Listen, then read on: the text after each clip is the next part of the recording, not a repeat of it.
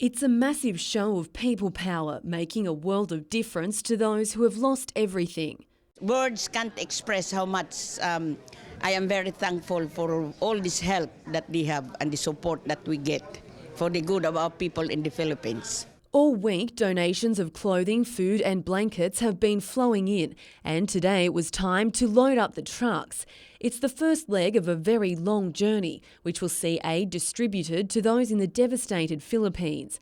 Brian Ford runs a courier service and, after seeing the plea for transport on NBN News earlier this week, decided he wanted to help. One of our employees has family in the Philippines, and obviously we were looking for some way to get involved and do something, and when I seen that, that was an obvious thing to do. While these missionaries from across the globe were also happy to lend a hand. Nature can be a bit tricky sometimes, but it's sad to see the destruction and that, but we're happy that we can help out. The community so generous, another load will be transported next week, and there's still time to join the cause. In particular demand, infant clothes and toiletries. Emma Murphy, NBN News.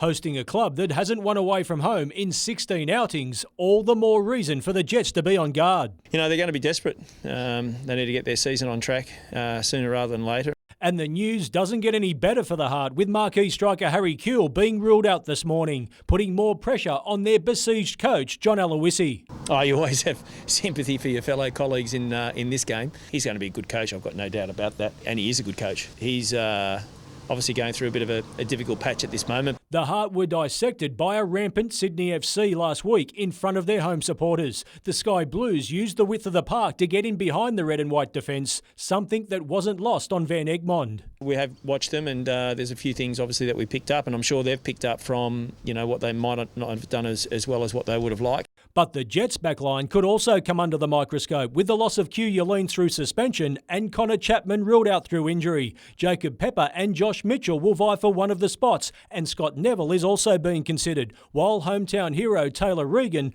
is a confirmed starter. You lose someone, it gives someone else an opportunity, and I know Taylor's been chomping at the bit to get his chance, and this weekend he does. Michael Kane, NBN News.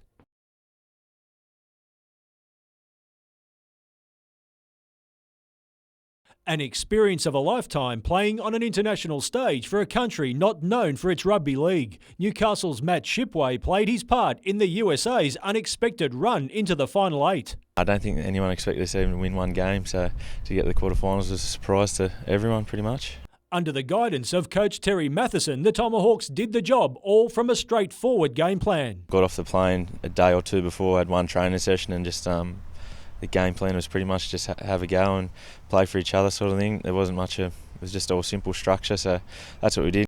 The tournament has come under scrutiny from some, believing the player qualification rules need to change. But Shipway believes that for the game to grow worldwide, it's a must. I think we had 10 guys there who had US passports from either being born there or residency rules, so I think the more countries that can get involved and the stronger those teams can be, then the better it is. And despite returning just in time for the start of South Newcastle's pre-season training, running out in the red and white in 2014 is still up in the air. Not sure where I'm going to play yet. If I am in Newcastle, I'd say I'd still be playing at South, so we'll just see what comes up. I was looking to do a bit of travelling next year, so if I'm not playing footy, then don't know after that. Michael Kane, NBN News.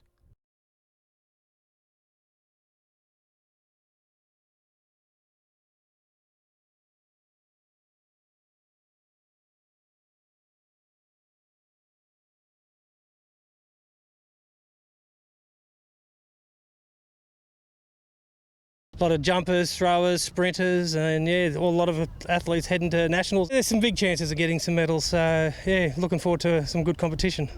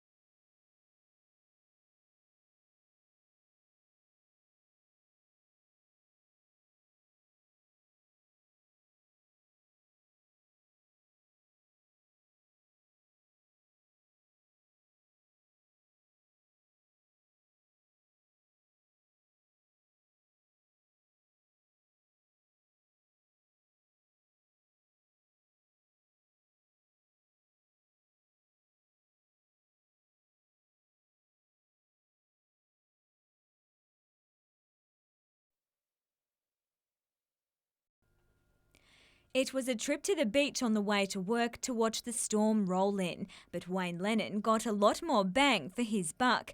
This is the footage that shows the moment his car was struck by lightning, given to NBN News by fellow storm watcher Luke Flanders. Today Wayne is feeling lucky, but still a little shocked. Big lightning strikes, hit my aerial, smashed my aerial, and then it's gone onto the bitumen and it's exploded the driveway there, and it splashed my car with all pavement. With stormy weather still lurking over Newcastle, today a brave Wayne made the trip back to the scene, showing us the surprisingly small mark the lightning left on the car park. Yeah, other cars, everyone else was watching, doing the same thing. I was the lucky one that it hit. And if the story wasn't already exciting, listen to how Wayne's 5-year-old daughter, Olivia, describes the event. When Daddy put it on Facebook on his computer, we saw it, how it go, it did this, bang, and then we saw a little fire.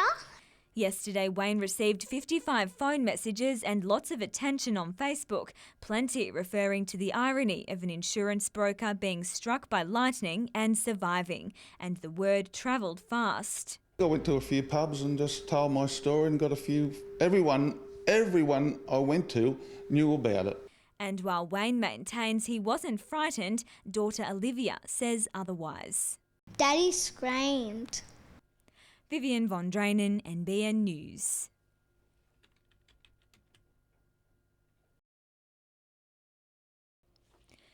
Each pair of shoes not only represents a phone call to Newcastle Police last month, but a real story too. The words attached to the footwear are those of local women affected by domestic violence. They have actually been supplied by the Women's Newcastle Refuge, and it represents a case that has come across their attention.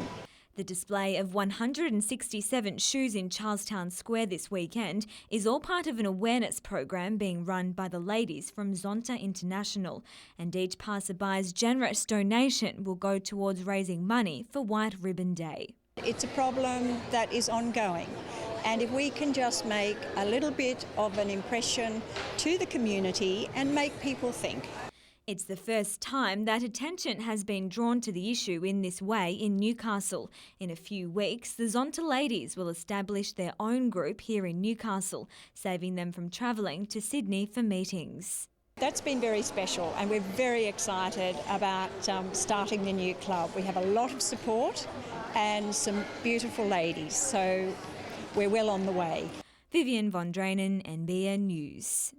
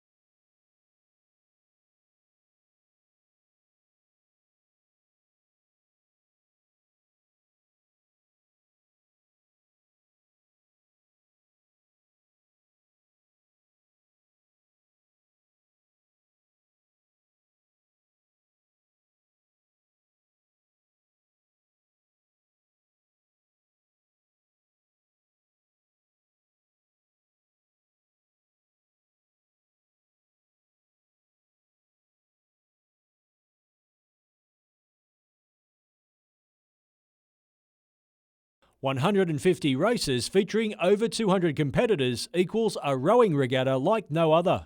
We've got people coming from Melbourne and Sydney, and as well as all of the local people from the Central Coast right up to Port Macquarie. The event's signature race, the Throsby Gift Relay, is always the most keenly contested, but it's just part of the attraction. The uniqueness of this course, you can see the whole thing. We run races at 2.5 minute intervals, and we also have a a relay race, which is unique to rowing pretty well in Australia. The Newcastle Rowing Club is in its 21st year and is currently experiencing a surge in membership, especially in the female categories. And today it was a case of getting one last training session in before flying the hometown flag. We've got a big female contingent here at the club, ranging from juniors right through to masters rowers, up to the age of 60 and over. And to spur them on even more is a special anniversary. It's 140 years since the first ever women's rowing race in Australia, and it was held here right on Newcastle Harbour with thousands of spectators. It's pretty exciting that we get to replicate the event. Michael Kane, NBN News. Ready to strike against the rest of the world. In 8 days' time, 32 countries will fire up the lanes in their quest for gold in 10-pin bowling at the Special Olympics. I'm just trying to have keep a lid on things, keep everything realistic. I know it's a big step up in terms of competition. 16 years ago, Stephen Bennett was diagnosed with Asperger's syndrome, and turning to this sport was the best move he's ever made. I think one of the main reasons why I love it so much, it's always a big challenge, and it's almost like therapy for my condition, because it's such a challenge. Before that, I suppose I had a lack of confidence in sort of believing myself. The partnership with coach Jeff Bowness has secured many state and national titles. So what's the secret? Stephen is probably one of the hardest working people I've ever worked with. He has a great strength in the ability to be able to continue when things don't go quite right. We don't see the disability as a disability. We work as an individual, and we just keep going forward. And all the while, Stephen's partner Emma has been there every step of the way. She definitely is my biggest supporter, and if it wasn't for Emma, I never would have been in Special Olympics. So it's basically Emma and her mother that convinced me that I actually had the talent to go very far. Michael Kane, NBN News.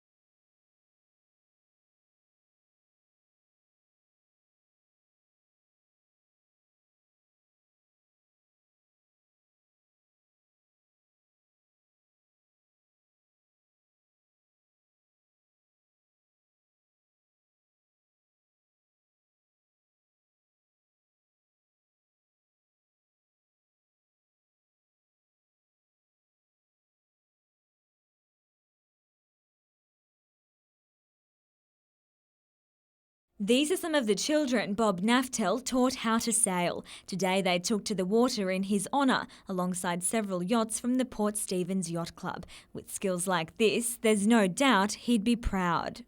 His legacies through all these children here are really, really going to live on. Sailing for juniors has been very important to him, and he was an integral part of getting things happening here at PSSAC for the junior program that we run. Bob only passed away a week and a half ago, ending an 18-month battle with liver cancer.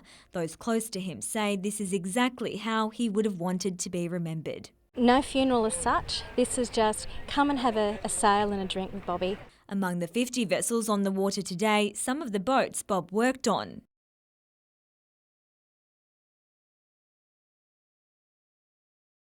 This one he even built himself. What he found was that the Teenagers had no transitional boat to go from the smaller boats up into adult boats, so he actually scaled down and redesigned a boat to fit the teens. Money raised from today's sale past will go towards the palliative care organisation that looked after Bob when he was battling cancer. Vivian von Drainen, NBN News.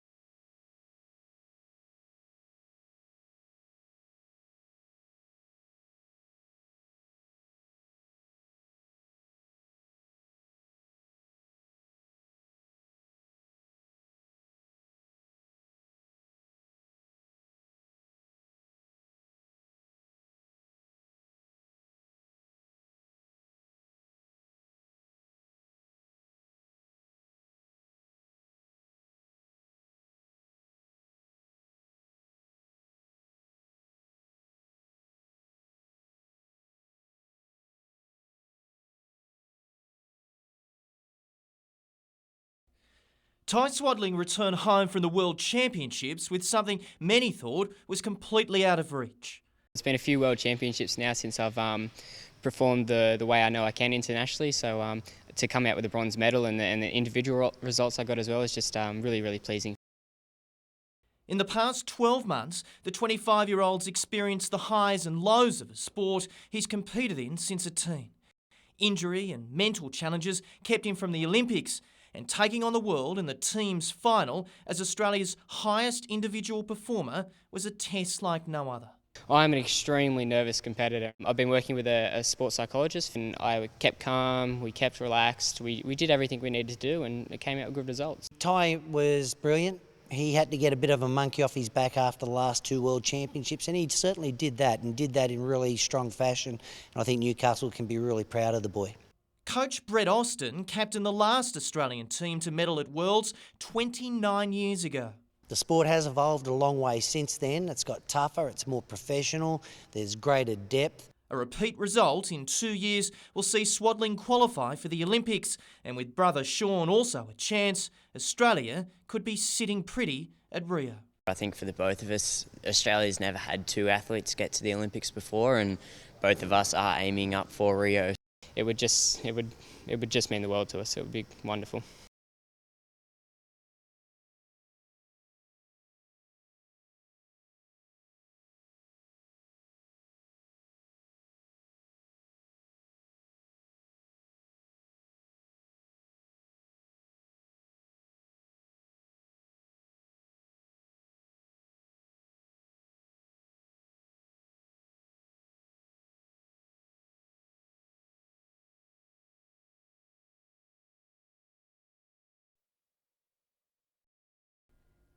Newcastle Council is the talk of the art world for all the wrong reasons. The National Gallery of Australia director says he's baffled by Council's amalgamation of the heads of the Newcastle Gallery and Museum and by the dumping of the redevelopment. This decision not to go ahead with the building and not to have a gallery director is sort of unbelievable in the weight of the way the world is going, the way Australia is going. Speaking from Canberra today, he branded Council backward. And I'm sure it's done in ignorance of what the population thinks, what the community thinks. It's an old-fashioned idea that, I don't know, Australians don't like the arts.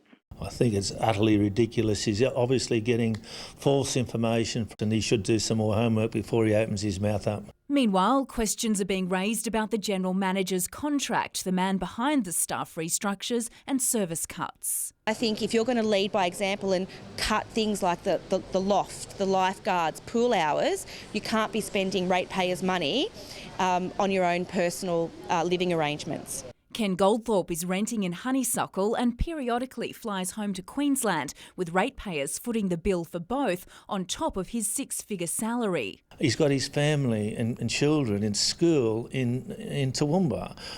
It's a normal exercise. The Lord Mayor says the GM's salary package adheres to standard industry practice.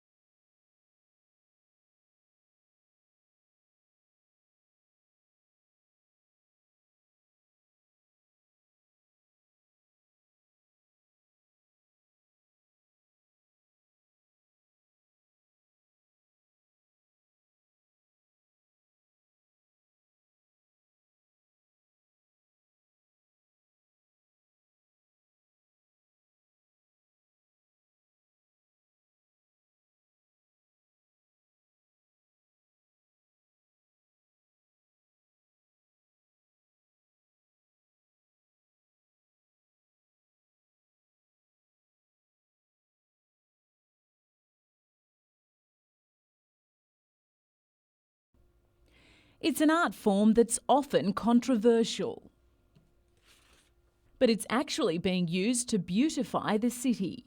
No matter what kind of art you're interested into, there's got to be something there that you're going to, appreciate. Using walls as canvases, artists from around Australia and New Zealand used the Hit the Bricks festival on the weekend to inject new life into more than a dozen sites around the CBD.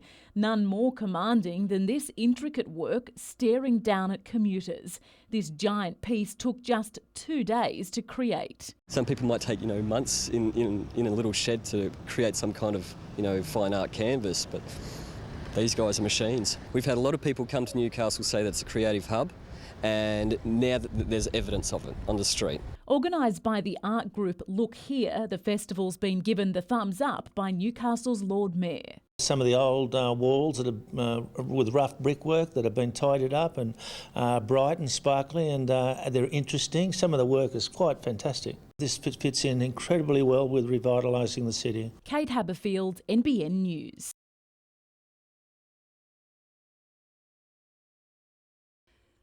It's the Hunter's biggest White Ribbon Day event. Around 300 people this morning showed their opposition to violence against women at a special breakfast in Newcastle. In the 12 months to June, just under 2,800 domestic violence incidents were reported to police in the Hunter. That's up on the previous year. They're confident, with the White Ribbon message and a lot of focus on domestic violence throughout the year. They're encouraged and emboldened to take that step, report it, because it is a crime. For years, Kevin Ma watched his mother suffer at the hands of his late father. There's a lot of yelling and shouting and things breaking, and you see Mum falling over. As I got older, it was just gut-wrenching to know that my father was, beating my mother up. He's one local man who this morning pledged to help reduce domestic violence rates. Let the perpetrator know that it's unacceptable, you know what's going on, and call the authorities. A father of 4 daughters, Mr. Ma became a White Ribbon Day ambassador 6 years ago in honour of his mother. Everything that I sort of witnessed my mum go through spurs me on to do what I can to get the message out there to stop it. Christy Reading, NBN News.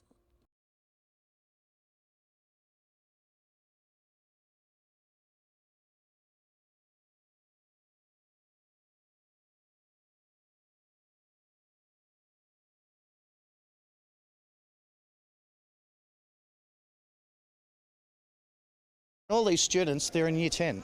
So they had their L's or they're about to go for their L's. So it's just a bit of a heads up for them.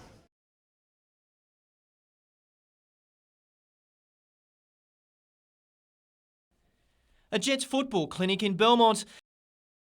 And after yesterday, fans have a clear favourite. We've got a boy there who's on fire, so I think the game plan at the moment is just give him the ball. Adam Taggart's first goal was enough to break the heart. But what happened afterwards puts the 20-year-old, who last season struggled to get regular game time with the Jets, in good company. He's now the season's equal leading goal scorer.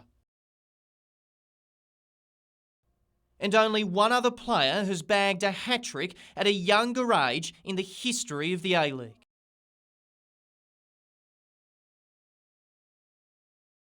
Once you get a couple of wins, the confidence seems to flow and the goals are coming, the performances are coming. He really took his chances well, and what was so pleasing was they weren't, just easy goals. The club didn't make Taggart available for comment today, but on Twitter he's thanked fans for their support. He's one that wants to progress and play at the highest level, and with his recent performances, if he can keep going, I think that's definitely a possibility for him. Now, can the Jets keep the off-contract striker? Adam has been in talks with the club, and I'd be very surprised if he didn't stay. He's definitely a player of the future, and right now he's showing the league and Australia what he's all about. Nat Wallace, NBN News.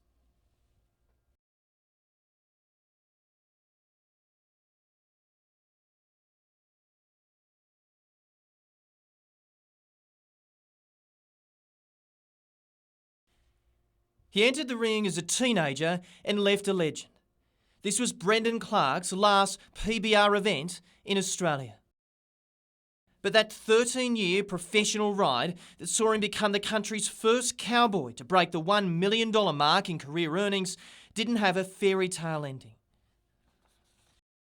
A lot of the people that I grew up riding with, or that helped me take me to rodeos growing up, or showed me, little things on how to compete, a lot of them were here in the crowd. So, I had my family here as well. So it's a pretty special thing to be able to finish your career off like that.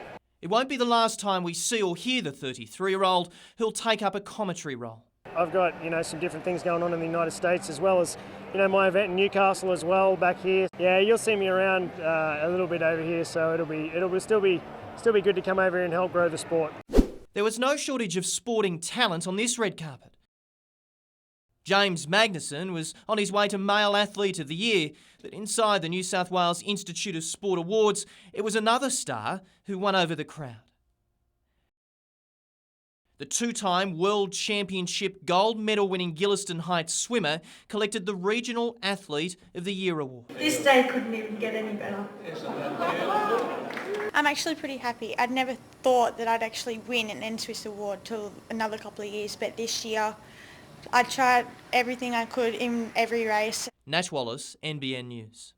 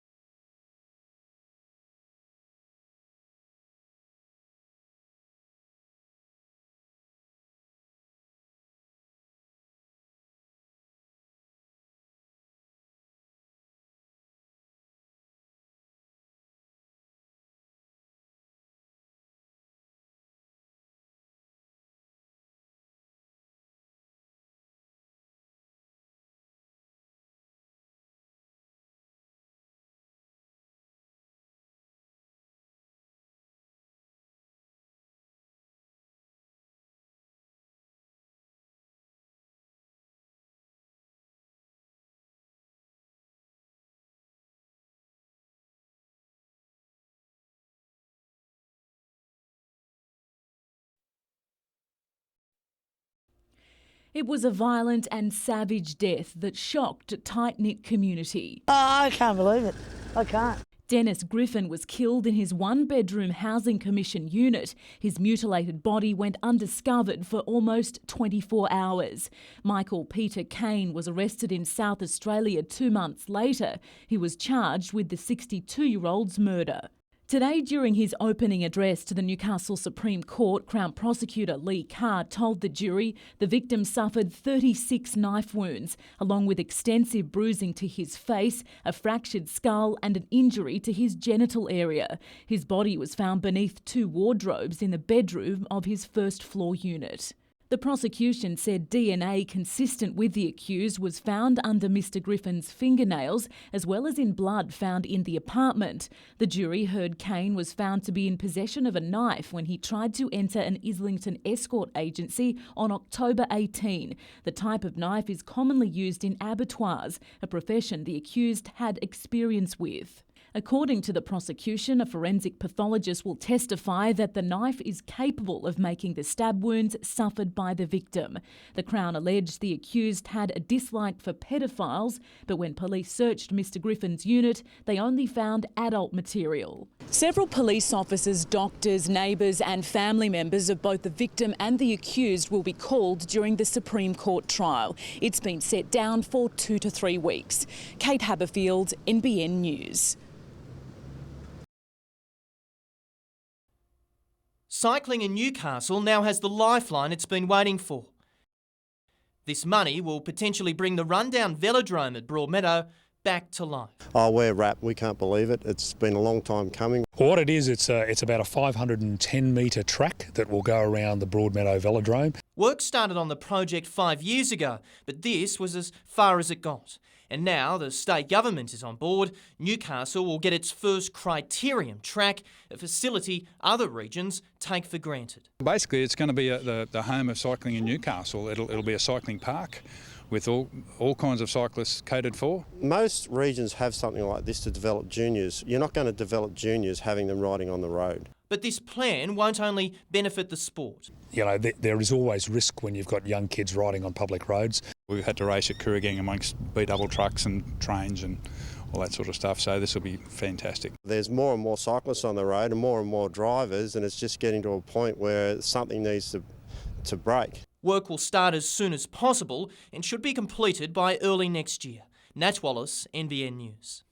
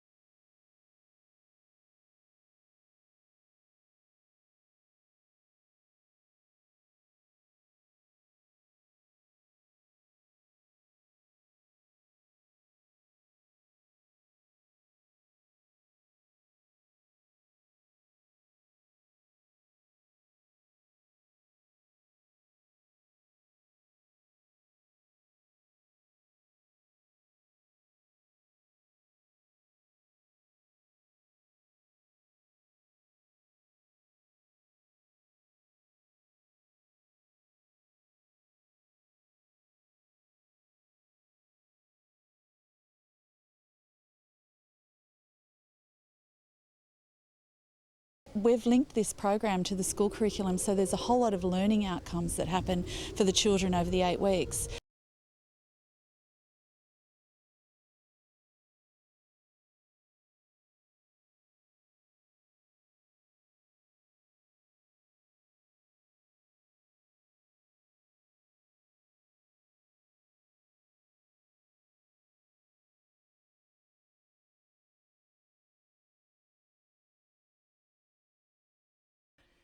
He's been part of the region's music scene for more than 3 decades, playing with numerous acts. But now Dave Carter is stepping out of the shadows and into the solo spotlight.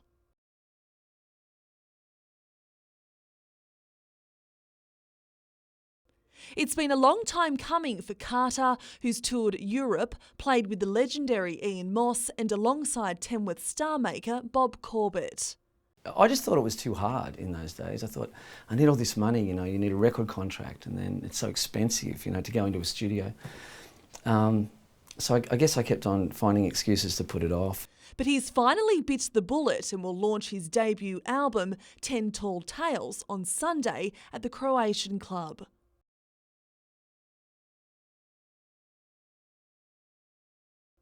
Carter admits stepping away from duos and bands has had its challenges. I made a promise to myself that I would stop that and get that out of my head and get this into my head, and try and do this project. But his career dream wouldn't have been possible without a little help from family and friends. I tell people that I've done an album and a lot of them say, "What took you so long?" So this is for them.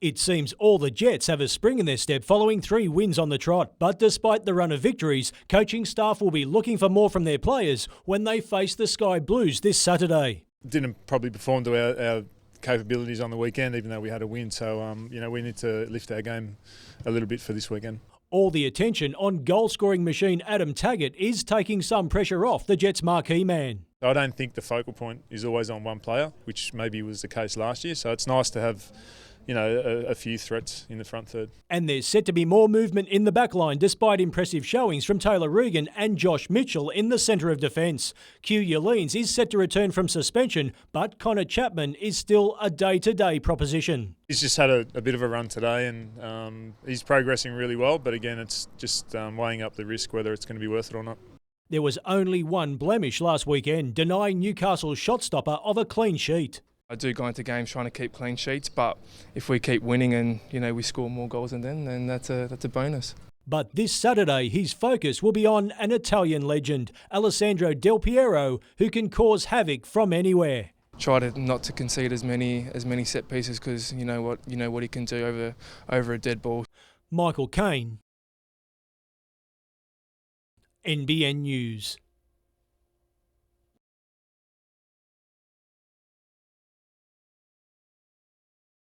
Sweating it out as another pre-season begins. Knights players train under a watchful eye to gauge just where they're at. You can't stay up for 40 weeks of the season, so we have to all our monitoring systems, and that's where the sports science comes in to work out when we've got to back off on them and when we've got to work them harder. With Christmas just around the corner, programs are in place to ensure players don't overindulge at festive feasts like the rest of us. They can't go away and just let themselves go completely. If they do that, it's too hard to get back into after Christmas. So, the whole education program and the way we work with them, we trust them to go away and look after themselves. After playing 5 seasons in the UK with Hull Kingston Rovers, new signing Michael Dobson is happy to get back into the daily grind. They're all right. I wouldn't say I enjoy it, but it's good to be back into a routine and training every day. The challenge of a step up in class is now his focus. It was a different lifestyle and it was good.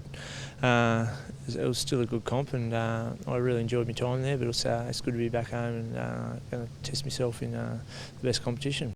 With the inaugural Auckland Nines due to kick off in February, the jury is still out on whether the tournament will be a help or a hindrance. Yeah, it's a good chance to get a little bit more work into them with the ball, and from a coach's point of view, to get a little bit of structures that way. So it's going to be interesting to see what we get out of it. Michael Kane, NBN News.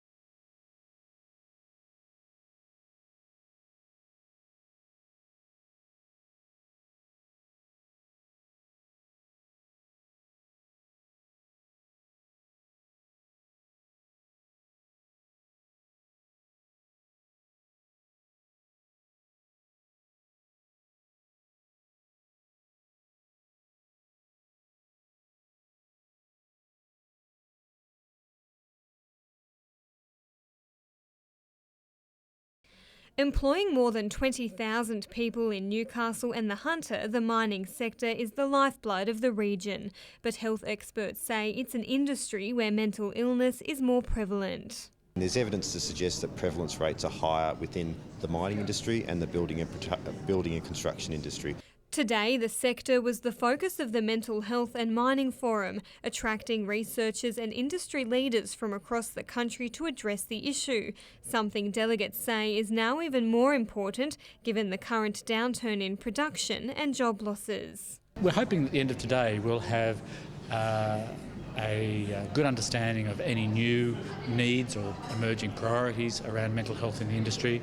Meanwhile, a federal government program designed to provide better support for those battling severe or persistent mental illness was launched in Newcastle today. The difference around this program is it's really about making the connection. So it's not about a direct service provision, it's about connecting people into those other existing programs. 5 support providers in the Hunter have already jumped on board for the Partners in Recovery program, which allows patients to call a referral line and be directed to the services they need. Diana Bushby, NBN News.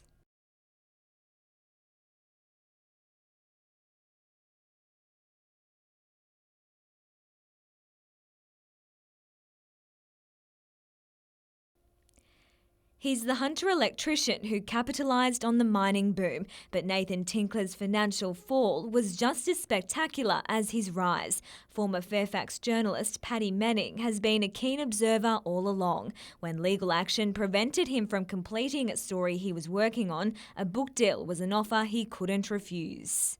At that point, my publisher approached me and said, "Would you like to do a book?"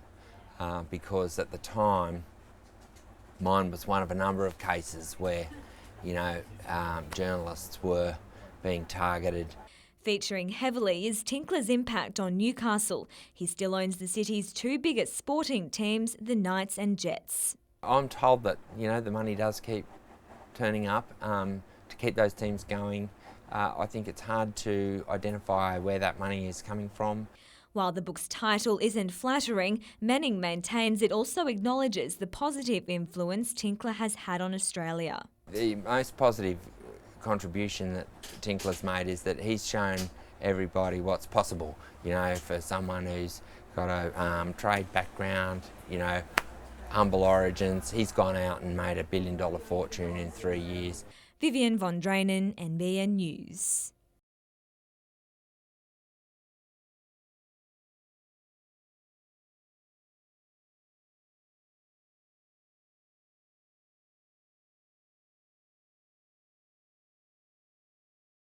It's all in aid of the children for the Salvation Army. All toys and donations are handed over to the Salvation Army for the Toy Run Appeal.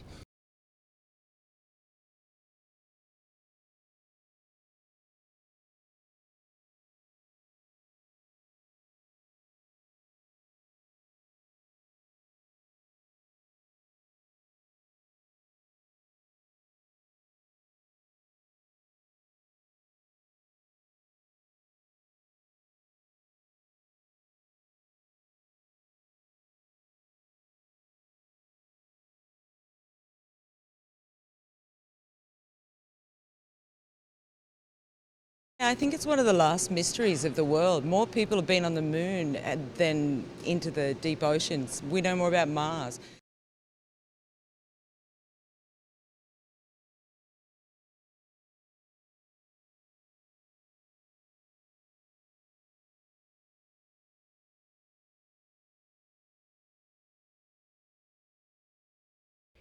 We first met little Ivor Harris and Jet Mitson back in August. Both were struggling to gain control of their tiny bodies.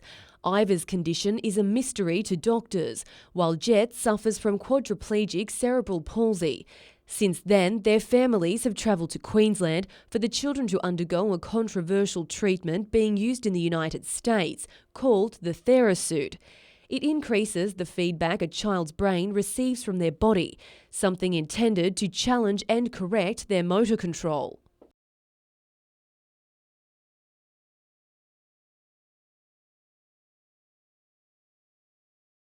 This is them today. The changes astonishing. He's come so far just with some core strength and head control. Like just driving in the car now, he pulls his head forward to look out the window, and he never used to do things like that. Yeah. And the other night, I've gone to check on him through the night, and he's awake, and he's lifted his head up and looked at me. You know, so it's just the little things like that. To her parents' delight, Ivor can now pull herself into a sitting position. And with the help of the TheraSuit, she even took her first steps. She didn't even use her left side, so to see her put weight on it and then to sit from the floor all the way up was incredible. She was very frustrated with herself, so I think now just because she can do just even like the littlest things, for her sitting up was something she couldn't achieve. So now her sitting up, she can sort of see the world a bit more instead of just looking at the roof. Justine and April are now working to bring the therapy to Newcastle next year.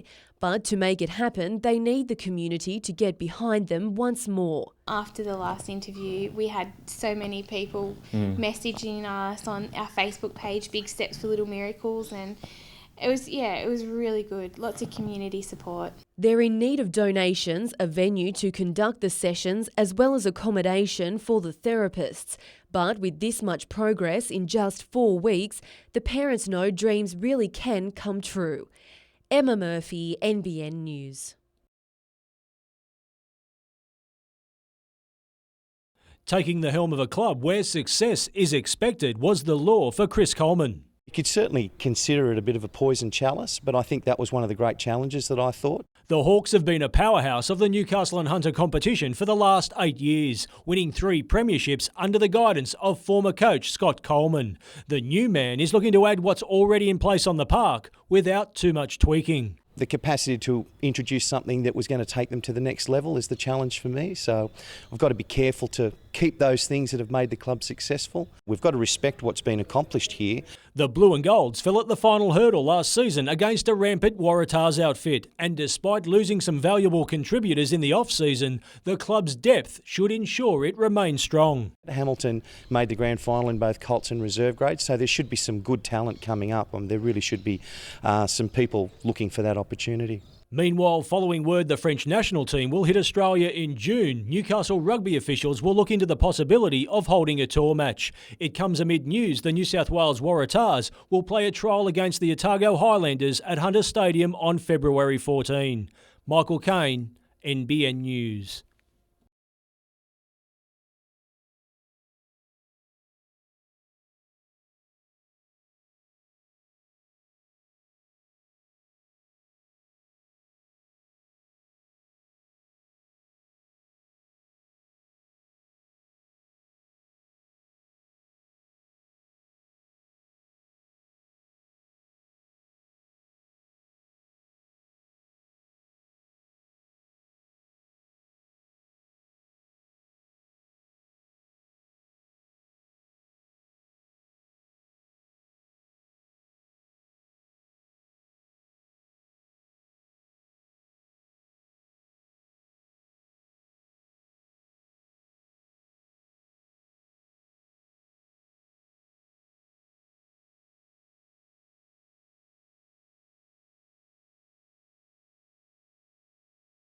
They're ready to take flight in the top flight. After a 6-year absence, Nelson Bay are back for 2014. I think it's a matter of establishing ourselves next year. We don't expect to go on and win a grand final next year. If we make finals as a bonus. The step up into the Codes Premier competition will be endorsed tonight at a Black Diamond board meeting and comes after a landmark year in the First Division.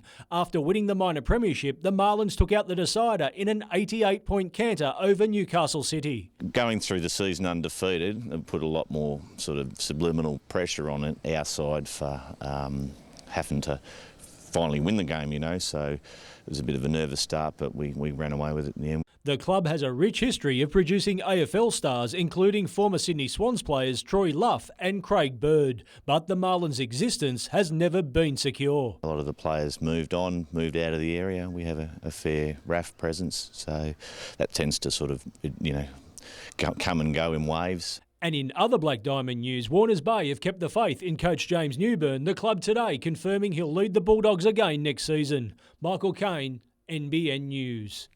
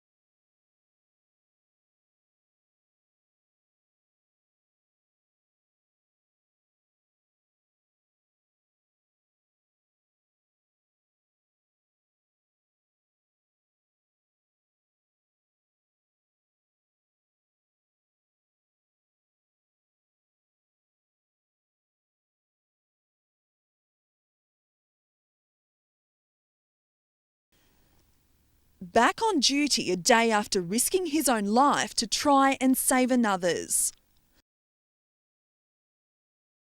Lifeguard Dale Laverty took to the water at the Spit yesterday afternoon to rescue a 20-year-old Sydney man of Asian descent who'd been wading across the sandbar with a friend. Yesterday the swell was coming from all directions. It was just over 2 metres up there, which is very dangerous, extremely rippy. The victim's 4 friends watched on as Mr Laverty went to great lengths to try and revive the man. Got him onto the board and decided it was going to be a long paddle back to the beach, probably 15 to 20 minutes against the current. So I decided to try and revive him on the board, CPR, which was quite hard out there in those conditions. But his efforts and those of Westpac helicopter paramedics couldn't save the victim. Tremendous job. He's to get out and find him, not only find him but get him on his board and do some resus in the deep water and then get him back to shore is a very, very good job. Locals like John Clark say rescues here are all too familiar. Every time I hear a helicopter landing here, I'm always fearful that someone has tried to cross the spit.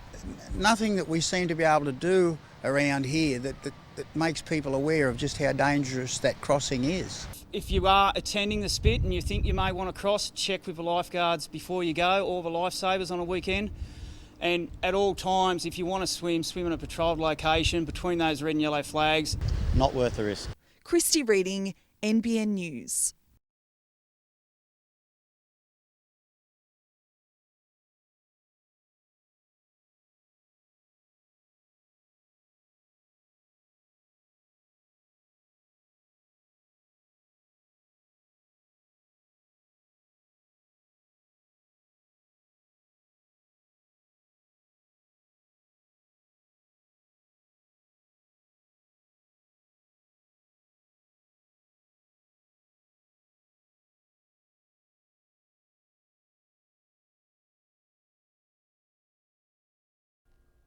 Touchdown. It was a sea of green and gold at Newcastle Airport as more than 170 members of the Australian team were welcomed by Games volunteers and officials. It was great. It was a great thrill to be able to come here and meet them and shake hands. While the Aussies came in numbers, the internationals have also begun trickling in. This, the end of a long journey for the small delegation from Mongolia. We had a long flight. We are a little bit tired because we had over 25 hours flight. The Mongolian team have come a long, long way and they're very tired, but gee, they got pumped once they saw all the volunteers here welcoming them. The Games open on Sunday night. The competition begins on Monday. I was excited and nervous. I think everyone were, and yeah, it's more excited than nervous. I've been training, so no relaxing, just training. It's on, it's good. The athletes will sightsee and train between now and then, while final preparations are underway for the opening ceremony at Hunter Stadium. The rehearsals are on. There's lots of secrets, lots of surprises going on. Much to the delight of participants. Yeah, I can't wait. I'm so excited. Can't wait. Georgina Smythe, NBN News.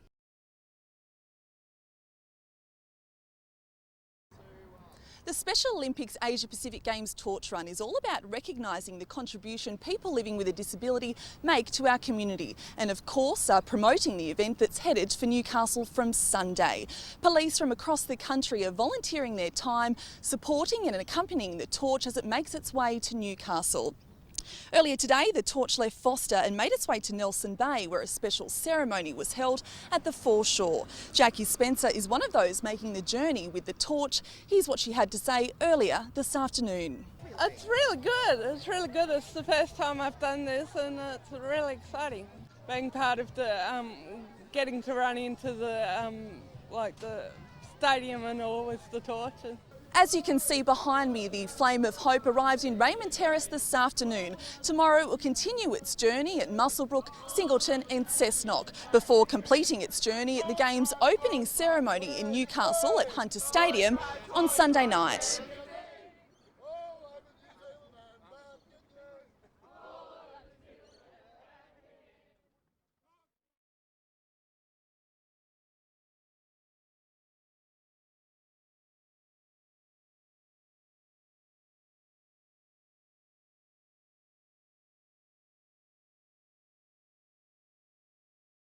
It's a big population in Newcastle with the car enthusiasts, as you know, the foreshore and Kooragang and all everywhere else. So we need somewhere where the car enthusiasts can go. You know, even if it's $10, $15, entry fee, I'm pretty sure, people would be happy to pay that.